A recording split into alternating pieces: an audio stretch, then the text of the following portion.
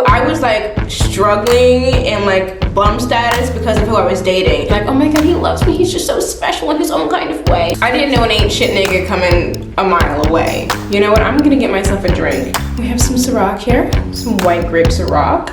Because there's white grapes in here, I'm gonna basically like say this is like wine. Basically, it's like wine.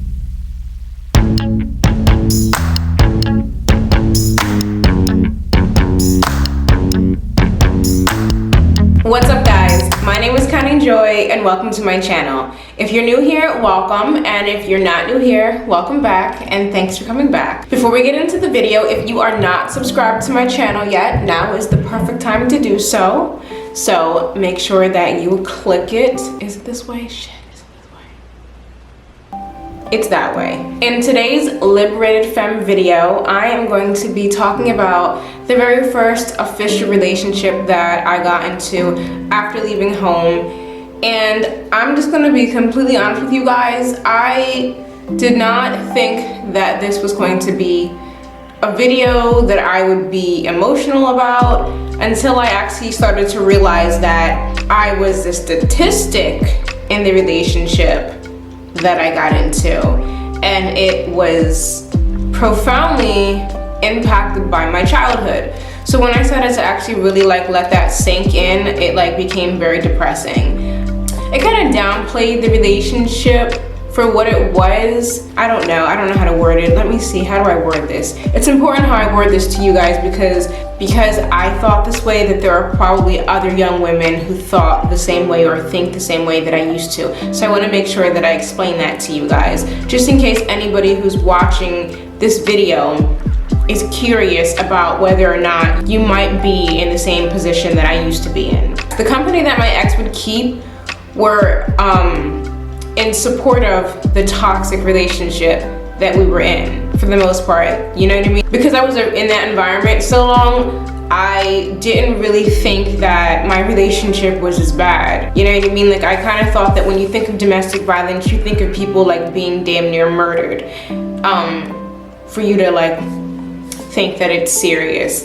And because of that, I stayed in a relationship so much longer. I just always assumed the most extreme cases would be classified as domestic violence.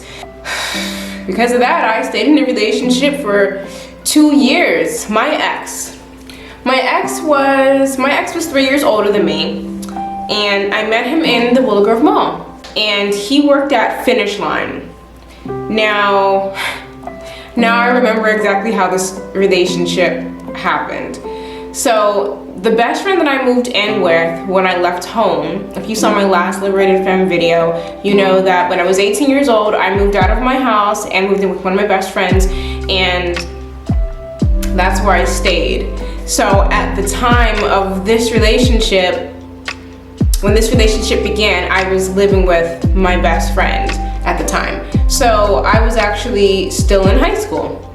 So I was 18 and he was 21, and he worked at Finish Line. And you know, I really don't think, I didn't know anything about boys. Like, I didn't know anything about boys at all. I just knew that based on my experience in junior high and high school, that boys did not think I was attractive or like me very much. Therefore, when someone finally gave me the time of day, of course I was just like, oh my god, yes, you like me, you think I'm cute? Oh my god, finally! This guy could have been missing an eye, could have, you know, been missing like all his teeth, could have been missing his legs, could have been cursing at me, could have been, you know, like, you know, running around with a Confederate flag, and my simple self would have been like, oh my god, he loves me, he's just so special in his own kind of way. I was just so naive and gullible and oblivious when it came to boys. I didn't know an ain't shit nigga coming a mile away. You know what I mean? Like, I just did not have that radar. And yeah, people could pretty much get away with murder with me. They could pretty much play the living shit out of me. And you know, my simple self just bought into it. So, disclaimer, I'm gonna say bad things about myself. It's just because I'm battling with who I was and who I am now, and I'm just like, oh my god, Connie. So it's not because I've low self-esteem. I'm just kicking myself for like, I know I should be gentle with myself and That was the younger version of me. It's just slightly embarrassing to share this with you guys. I'm sharing this with you guys because I don't want other people to travel down the paths that I traveled down after leaving home. And my childhood had, you know, a huge, gigantic impact on a lot of the things that I got into after I left home. The statistics behind, you know, childhood sexual abuse, there's so many different things, so many different statistics, and I just want to share with you guys what happened to me and what kind of things that I got into and the reasons why. And, you know, having taken mental health, I am an LPN. I do currently practice, so I'm not just saying that to say like I'm a nurse, but, you know, I really do understand and know, much as I hate to accept it, that there are a lot of things that I did and a lot of things that I accepted because of my childhood and because of the way that I was groomed and manipulated, and, you know, I learned the hard way. And I think that because of the fact that only 93% of victims that experience childhood sexual abuse don't report it, we've got so many people that, you know, end up in the same positions that I was in when I was a young adult and may not really know why. And you know what I mean? Like, this is an important one. I did not think I was going to be talking about this, but it's an important one. So, and it's crazy. Okay, now getting back to how we met. So I was in, guys, this is silly, but look, I was 18. You know what I mean? I knew shit about boys. So me and my best friend at the time, we were, you know what? I'm gonna get myself a drink. I'm gonna get myself a drink because I just feel like it's the appropriate thing to do for a video like this. I'm gonna get myself a drink. Just hang on 1 second. I'm gonna be right back. Okay. Alrighty. I got myself a drink. We have some Ciroc here, some white grape Ciroc. Because there's white grapes in here, I'm gonna basically like say this is like wine. Basically, it's like wine. Me and my little girlfriend, we were in the Willow Grove Mall, and we decided that we were gonna play a game. I finally had a little bit of confidence to myself, and I could finally, you know, date, so. But that actually wasn't even my agenda. So we were in the Willow Grove Mall and we were gonna play this little game, and we were going to basically see who could get the most phone numbers. One thing about me is when I was a teenager, I was sassy.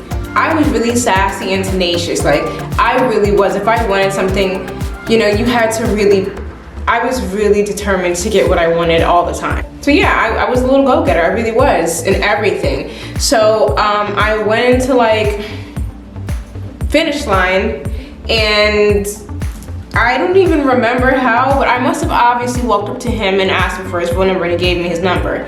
And I got a couple of people's numbers. I don't even remember who won, but he was the one who actually texted me and took it seriously, because he took my number too.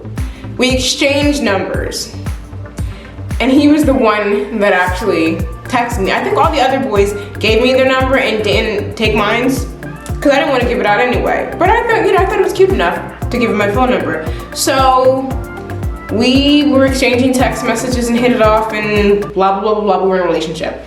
You know, I'm not gonna even go into the details of what he looks like, because I don't want anybody to like, you know, go look for him or anything like that. Like, I don't think anybody would, but like, I don't know. So, you, by the way, guys, like, don't like, I doubt it, but like, just don't. Just in case, just don't. Just don't bother him. Like, it's like, you know what I mean? Like, it's just like, you know, it's old. So,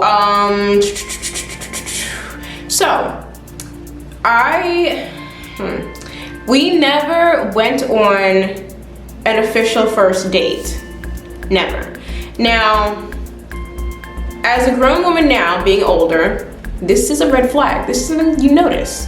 This is something to pay attention to. Now, you know, you don't need to take somebody, you know, to like a 5-star restaurant. I was only 18 years old, you know what I mean? Like, what are you expecting? It's not all that serious. But the fact that we never went on an actual date that he paid for was a red flag. But, you know, he pays for his rent in his apartment. It's just so hard. So Oh God. You know, and he had a roommate too, so, you know, but the struggle. So, whatever. Didn't really pay attention to it. It wasn't a big deal to me, you know what I'm saying? Plus, one of the things that I really took with me when I left home was the fact that I still kind of thought that, I still kind of felt like, especially because I was living with my best friend's family, and it was not them, it had nothing to do with them, it was just the way that I thought about myself, and I probably should have been seeing a fucking therapist, but I just really felt like a burden, and I felt like, you know, I felt like a burden because I knew that, you know, sorry guys, I felt like a burden because, you know, like, I knew nobody was rich, and there was this whole extra kid here who was a whole grown-up basically. I was a grown woman, and you know, like, I was working at my little part-time job, you know what I mean? Like, my best friend at the time was sitting here like preparing to go to college. Like, I literally felt like shit actually, because I was just like, well, what am I supposed to do with the rest of my life? So I always felt kind of like a burden, so I kind of accepted everyone for any train wreck that they were, because I felt like, well, somebody accepted me. But I also had that mentality when I left my foster home that I was adopted into. I had that mentality because deep down I always felt like, you know, well, my own parents didn't want me. A foster family accepted me. You know what I mean? But I also internalized the fact that my parents couldn't take care of me. I still internalized, and the fact that they never fought to get us back, I internalized that as, you know, I'm not worth it. So, because people that did deal with me, they actually tolerated me, not deal with me because they wanted to. When I mean people, I mean my foster family. I always was very accepting of other people in any kind of dysfunction that they came in, because I thought I was damaged. So I was just like, well, you know, they took me, and you know, my best friend's family, they took me too. So I was just like, I just still never had that confidence. At the time, I didn't have that security, and I didn't have the self-esteem that I needed to, you know, conquer those challenges that I had in my head. So I took my boyfriend, who was 3 years older than me, and didn't think twice about it. So ooh, yo, that made my eyes tear a little bit.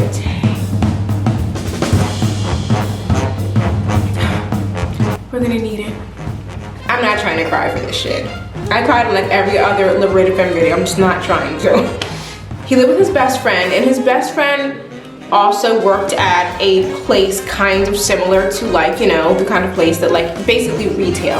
And when I mean retail, I'm not like trying to shit on anybody's job, but I mean like not in management in retail. I don't mean like, you know, shift manager, store manager, period. I mean like, you know, minimum wage, a little bit above it, retail type of jobs. So basically, they were roommates, but when you think about it in reality, retail jobs at Finish Line don't pay that much. We're not gonna sit there, like, we're not talking about corporate offices, okay? So they were basically stuck together. So, you know what I mean? Like, they would have their little disputes and whatnot, and it would always be like weird. It would be awkward. I was like tenacious and sassy and all that, and I had, you know, my attitude, but certain situations and certain environments kind of trigger me and made me like uncomfortable, and I would like kind of cower like a little girl. Like, I wouldn't be like, you know, in feeble position, but like when they would start cussing and whatnot, I would just be like, girl, well, you know, okay, all right, whatever, you know. And you know, his roommate, who was his best friend, he would be like, he would dog him. Okay, he would dog my ex-boyfriend. My ex-boyfriend didn't really have any real friends. Like, from, you know, actually being around him so much, and always being, when you're there and the roommate lives there, you know what I mean, you're around everybody, I realized he didn't really have any friends, because like, his roommate would hit on me all the time. When my ex would not be like in the room, or he would run out to the store, something like that, or I would take a nap and I would wake up and he wasn't there, his best friend would be hitting on me all the time. And his this is not funny at all, this is not funny. His best friend was like, you know, like he was recovering from some type of, you know, he was a recovering addict of some kind. And it would just blow my mind that like his best friend would like try to come on to me, and he would be like, you know, he's not shit, and you know, I could treat you so much better. And I would just be looking like, What the fuck? You don't have shit either. What the fuck? That is not nice. But I would just be like, what the hell is going on here? Yeah. I would just be looking like, do I look that desperate? Is that really what people think about me? Oh my god. I'm like severely sarcastic. And I have a very deep, dark sense of humor. But I would literally be like looking at his roommate and be like, yes. What are you going to share? Your side of the apartment? Oh my god, this is not, oh my god. I hope no one thinks I'm a bitch or that I sound like a bitch, but I would just be like, even though like I didn't have shit, I knew that I had so much potential to be so much more, and I did know that it was because I was in this relationship that I was actually being held back from so much stuff. Like, I hate to say this, but it's true. I was like struggling in like bum status because of who I was dating. It wasn't because I wasn't making enough money, and it wasn't because I was dumb. It was because of who I was dating. Put mold in a bowl of healthy fruit. Watch all that shit just all turn to mold. Like, that was exactly what was happening here. And I want you guys to think I'm just like attacking, like, you know, the fact that like he didn't make a lot of money and like his friends didn't make a lot of money, and it just that it wasn't just the money factor, like the mentality factor. So we'll get into that. Let's get deeper into that. So, okay, so he was nice. He was as nice as like, you know, like, okay, put it this way. He was nice because I always said yes. So because I always said yes to everything, because I never wanted to seem complicated, complex, a burden. I never wanted to be, you know, I never wanted to not be worth it. So I just felt like if you always say yes, everyone stays happy. So I would always say yes to everything, no matter what. And I would give him my last of everything. I would always come and see him myself. And his little apartment was like, it was like near Wayne Avenue in Germantown, and I would like take like the train there. I would take like, I lived in Abington behind the train tracks on the opposite side of Crestmont. I would get on the train and that train would take me right to Wayne Avenue. Now I remember, damn. And I would take that thing religiously because he really wouldn't come and see me unless like it was convenient for him. I mean, eventually he got fired from, you know, Finish Line. He always got fired. He always got fired from all his jobs, but he got fired from Finish Line. I don't even remember why. I don't remember why because he was like a compulsive liar, so I don't really remember why. I just don't remember why. Because it was just like one of many jobs that he got fired from, and he was always like, it was always someone else's fault. But it was very one-sided. I would always come and see him. He would only come see me if there was like a benefit to it, like, you know, like because he obviously didn't manage his money properly, and because he didn't make a lot of it either, I would always be giving him money. I would always have to give him money for his phone bill, you know, sometimes for rent, for all types of shit. I was always giving him money. Yeah, so because he didn't manage his money properly, he was always constantly in a position where he had to look for a place to live because he constantly got evicted. The apartment that he and his best friend shared, they ended up losing, and then he was renting a room, and then he ended up losing that room that he was renting, and then he ended up getting an apartment that his mom actually got for him. I was like disgustingly like codependent. Now I need to take a sip because this is where like I'm gonna be like brutally honest with you guys about like myself, like, and part of me kind of used to believe that the way that I was in a relationship, my like what do you call it, like my love language, I used to like blame my love language on like why I got treated so bad. Like I would like literally be like, it's my fault. Like I literally blame myself. Like, let me take a sip. This is like about to, fuck. I hope I can get up and get back upstairs after this. My attachment style is like anxious. It used to be like this. I was so codependent. My relationship style developed because of my childhood. If you watched any of my previous Liberated Femme videos about my childhood, you know that pretty much basically, it's not surprising that my relationship style would be anxious. It basically, what it means is that you constantly neglect yourself, neglect your emotional needs. You are completely obsessed with making the other person happy, keeping them happy. You just totally neglect yourself.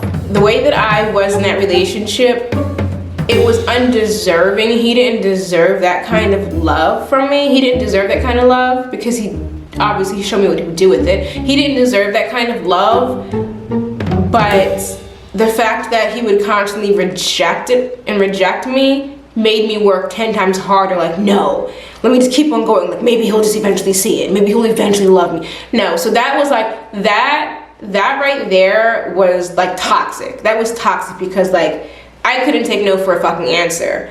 But it doesn't justify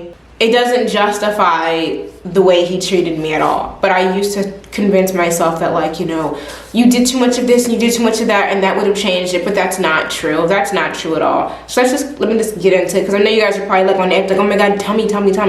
So the kind of girlfriend that I was with my ex-boyfriend was, if he was sick,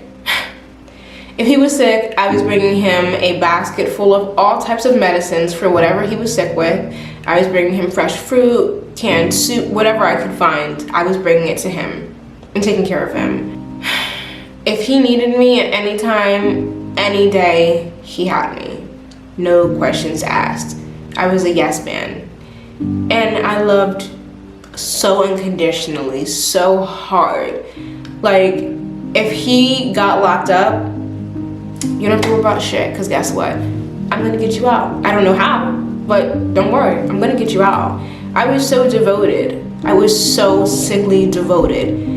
And at that time, my ex-boyfriend was my world. He was everything to me. Like, I just envisioned a whole life for us, one that I never saw for myself before. And, you know, the fact that he even gave me the time of day when I approached him, like, meant everything to me. Like, one thing about me is, like, when I'm with you, once you got me, you have me. Like, there's no question asked. I'm like so sickly loyal that it's like been one of my major downfalls in life, that I'm just so damn loyal.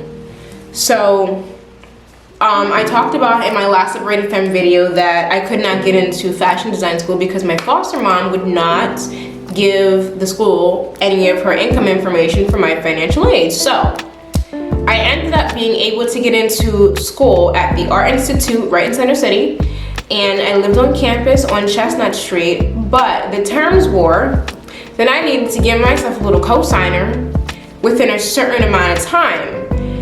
And I said, sure, I'll be able to figure that out. So I didn't figure that shit out, actually, because nobody wanted to co-sign for me. I was young, I didn't have any credit of my own, and I didn't know anybody with good enough credit that would actually co-sign for me. And I actually contacted my biological mom, and she did try.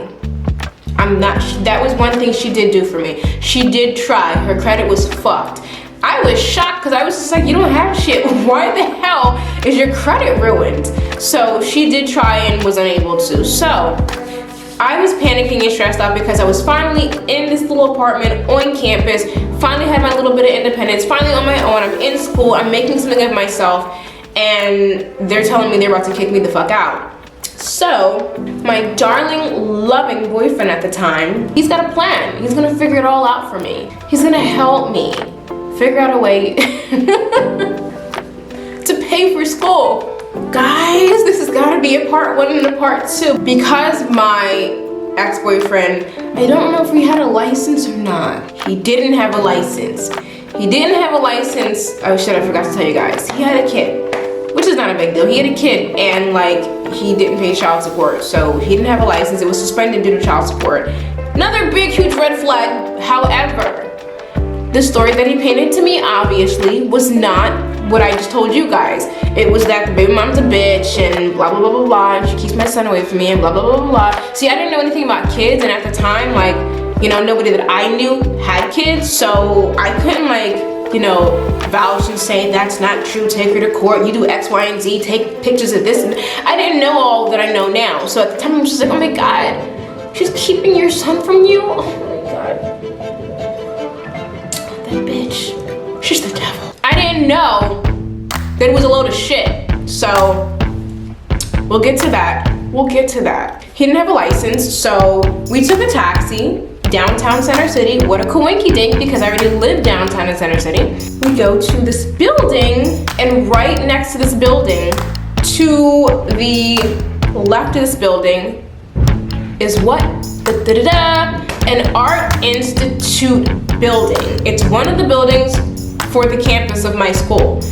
And actually, it's one of my class for fashion and marketing is actually in this building, right next to this special location where we're gonna make this special money that my ex-boyfriend took me to. Then to the right of this building is a movie theater, and this movie theater is a special movie theater where they play very special movies in this movie theater. What kind of movies, you might ask? They play pornographic movies in this movie theater. So you can probably put like 2 and 2 together and just guess what kind of place he's taking me to that he took me to.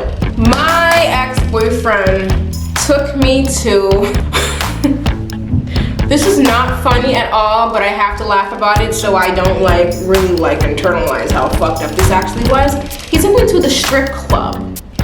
And at the time, I was so brainwashed that I was just like, this is like Bonnie and Clyde, whatever it takes. You know,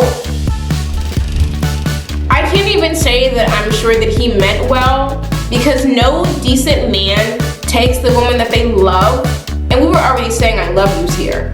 We were already together for like 8, 9, 10 months at this time.